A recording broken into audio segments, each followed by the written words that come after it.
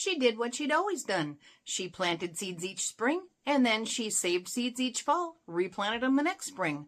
In 1842, she gave her neighbor one squash. He happened to be a seed grower. He tasted it and was impressed by the density, the sweetness, and how well it stored. He decided the world needed to have this.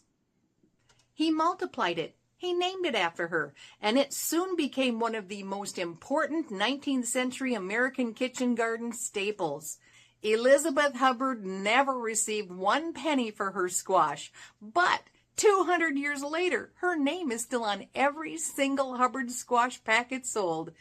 That's what a great winter squash is worth. Hi, I'm Carol from Almost 2 Acres. Let's grow winter squash in Zone 4. Winter squash, butternuts, delicatas, acorns, spaghetti squash, kabocha. How should you grow them from seed in Zone 4? This is a crop that rewards planting more than almost any other. Get the timing right, choose the right variety, and you will be pulling big squash off the vine in September, then storing it through December or longer in your freezer or freeze dryer. Summer squash, like zucchini, is harvested young. You're picking it before the skin hardens, before the seeds mature, before the fruit reaches its full size. That's why it produces so fast, 50 to 55 days from transplant, and why the harvest window is almost continuous. Winter squash is the opposite. You're waiting for the fruit to fully mature on the vine. The skin needs to cure and harden. The sugars need to develop. This takes time, a lot of it. Most winter squash varieties take 80 to 110 days from transplant to harvest. In Zone 4, we have roughly around 120 frost-free days between our last spring frost and first fall frost, typically mid-May through early October. That is not a lot of margin when your squash needs 90 to 100 days just to mature. This is why variety selection and seed starting timing are both critically important for this crop in our zone. Not every winter squash will make it to harvest in Zone 4. If you pick a variety that needs 110 days and your season gives you 120 frost-free days with marginal temperatures at either end, you are gambling. Here's what I recommend instead. Delicata, 80 to 100 days. This is a top recommendation for Zone 4. Delicata is a smaller squash, typically 6 to 9 inches long, with a cream-colored skin and orange and green striping. It matures faster than most winter squash, the vines are more compact than butternut, and the flavor is outstanding. Sweet, nutty, almost chestnut-like. It does not store as long as butternut, but is the most reliable producer for our short season. Butternut, 80 to 110 days depending on variety. Butternut is one of my absolute favorites, and it can be grown in Zone 4, but you need to choose the right variety. Look specifically for short-season butternuts.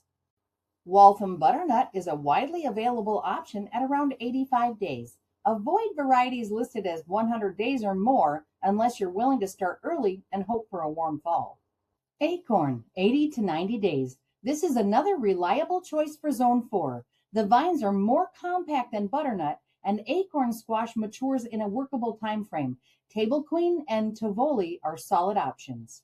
The downside, acorn squash does not store as long, usually only 4 to 8 weeks, so plan to eat it through October and November unless you cook it, then freeze or freeze dry your harvest. Spaghetti squash, 88 to 100 days. You can grow this in Zone 4, but it is definitely on the edge. Give it a full 4-week indoor start and choose a variety on the shorter end of that range. Vegetable spaghetti at around 88 days is the most common option. Kabocha, 90 to 110 days. Kabocha is one of the best flavored squashes you can grow with rich, dry, sweet flesh.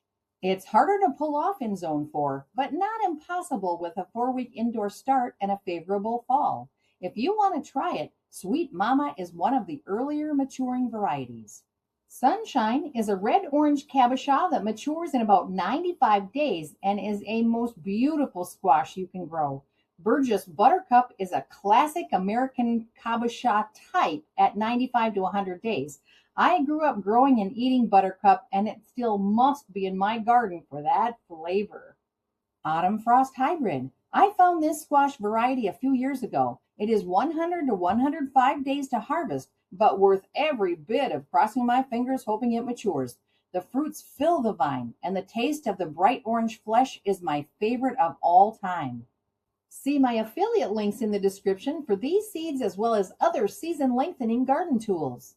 The general rule for Zone 4 is to look for varieties under 100 days, start them indoors for 3 to 4 weeks before transplanting, and get them in the ground as soon as your soil is reliably warm. Winter squash is one crop where I strongly recommend starting indoors in Zone 4, even though squash generally prefers direct sowing. The reason is simple math. Every week you gain at the front end of the season is a week of buffer against an early frost at the back end. If you're targeting transplant around May 28th to June 5th, which is typical for Zone 4 once soils are reliably warm, that puts your indoor seed start around May 1st to May 10th. Do not start earlier than 4 weeks. Winter squash grows fast. Seedlings that are 5 or 6 weeks old will be root bound and stressed by transplant time, which slows them down more than a direct sown seed would have. Use biodegradable pots or soil blocks. Winter squash does not like its roots disturbed at transplant. Plant 1 seed per pot, about 1 inch deep. Squash seeds germinate best at soil temperatures of 70 to 95 degrees Fahrenheit. A heat mat will help if your home runs cool in early May. Keep soil moist but not waterlogged. Germination typically takes 5 to 10 days. Once seedlings emerge, move them to bright light immediately. 14 to 16 hours under a grow light will keep them stocky. Without adequate light, winter squash seedlings stretch fast and become weak transplants. Direct sowing is possible, but in Zone 4 it compresses your season. If your last frost is May 15th and you direct sow on May 25th once the soil is warm enough, you're adding at least 2 to 3 weeks to your seed to harvest timeline compared to a transplant. For most winter squash varieties, that extra time doesn't cost you the harvest. It just reduces your buffer against an early frost. If you're growing a fast maturing variety like delicata and you have a warm, dry September, you'll be fine. If you decide to direct sow, plant 3 to 4 seeds per hill, 1 inch deep, in hills spaced at least 4 to 6 feet apart. Winter squash vines are large and need room to run. Thin to the 1 or 2 strongest plants per hill once they're a few inches tall. Winter squash wants full sun, at least 6 to 8 hours a day, and rich, well-draining soil. Work compost generously into your beds before planting. These are heavy feeders and will reward good soil preparation throughout the season. Space plants generously. Standard vining varieties like butternut and spaghetti squash need 4 to 6 feet between plants, with rows 6 to 8 feet apart if you're growing in ground and letting them sprawl. For smaller spaces, delicata and acorn squash are more manageable. Bush varieties exist for some types. Check your seed packet.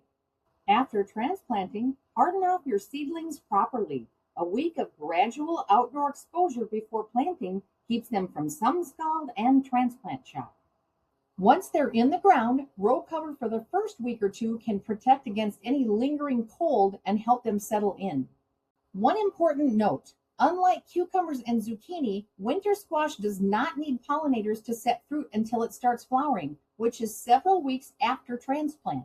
So row cover is fine to leave on longer early in the season. Just remove it once you start seeing flowers. Winter squash is not a fussy crop once it's established, but there are a few things to watch. Water. Consistent moisture is important, especially in the first few weeks after transplanting and again when fruits are sizing up. Drip irrigation or soaker hoses are ideal. Keeping water off the leaves reduces disease pressure. Once fruits are approaching maturity, you can ease back on watering slightly to help the skins cure. Pollination. Winter squash produces separate male and female flowers on the same plant. The male flowers come first. You'll see them a week or 2 before female flowers appear. Female flowers have a small immature fruit at their base. If you see female flowers wilting without setting fruit, check for pollinator activity in your garden. Planting flowers nearby is always a good idea. In a pinch, hand pollination is easy. Use a small brush or just transfer pollen from a male flower directly to the center of a female flower. Vine management. If your garden is tight on space, you can redirect vines by gently coiling them back towards the center of the plant. Over the last 10 years, I have definitely changed to vertical growing of all my squash. The vines have to be watched every few days to tuck up on the trellis. I use bended cattle panels because of their strength. They soon take over the entire cattle panel. Some people think that they need to tie up the squash and pumpkin fruits because they get so heavy. I have never found this to be true in my garden. The vines understand how to hold the squash without breaking. I've even had 10-pound pumpkins hang on the vines through storms.